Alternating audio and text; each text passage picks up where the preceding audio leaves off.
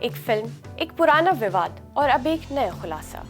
काला हिरन नाम की फिल्म रिलीज होने से पहले ही चर्चाओं में आ गई है, लेकिन इस बार वजह सिर्फ सलमान खान से जुड़ा पुराना मामला नहीं, बल्कि फिल्म छोड़ चुके एक एक्टर के दावे हैं।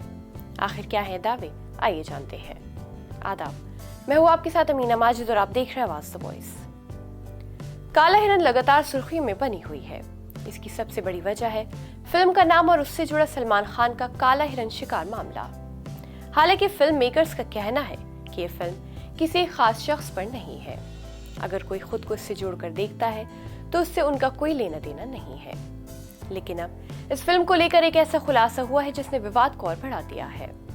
फिल्म का हिस्सा रहे सोनू मिश्रा, जिन्होंने शुरुआत में इस प्रोजेक्ट में काम किया था, कुछ दिनों की शूटिंग के बाद इससे अलग हो गए। खास बात यह है कि सोनू सलमान खान के साथ फिल्म सिकंदर में भी काम कर चुके हैं। एक YouTube चैनल को दिए इंटरव्यू में सोनू ने बताया कि उन्हें फिल्म में लीड रोल ऑफर किया गया था, जो कथित तौर पर सलमान खान से प्रेरित किरदार था।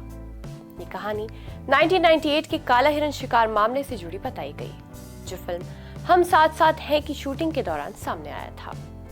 सोनू ने कहा कि शुरुआत में वो इस प्रोजेक्ट को लेकर काफी एक्साइटेड थे और उन्होंने बिना स्क्रिप्ट और कॉन्टेक्स्ट देखे 2 दिन तक भी शूटिंग की थी। लेकिन जैसे जैसे कहानी का मकसद साफ होता गया, उन्हें लगा कि फिल्म सलमान खान को नेगेटिव तरीके से पेश करने की कोशिश कर रही है। सोनू का दावा है कि बाद में उन्हें जो कॉन्टेक्स्ट दिया गया उसमें मीडिया में सलमान खान के खिलाफ बयान देने की शर्त शामिल थी। इतना ही नहीं, सोनू ने यह भी दावा किया कि सलमान खान की तरफ से आए लीगल नोटिस को मेकर्स ने सिर्फ फिल्म की हाइप बढ़ाने के लिए फाड़ दिया था। हालांकि उन्होंने साफ कहा है कि उन्होंने फिल्म सलमान खान के डर से नहीं छोड़ी, बल्कि इसलिए छोड़ी क्योंकि कॉन्टेक्स्ट की शर्तें उनके सिद्धांतों के खिलाफ थीं। उनके मुताबिक अपने उसूलों से समझौता करने के बजाय फिल्म से दूरी बनाना ही उन्होंने बेहतर फैसला समझा।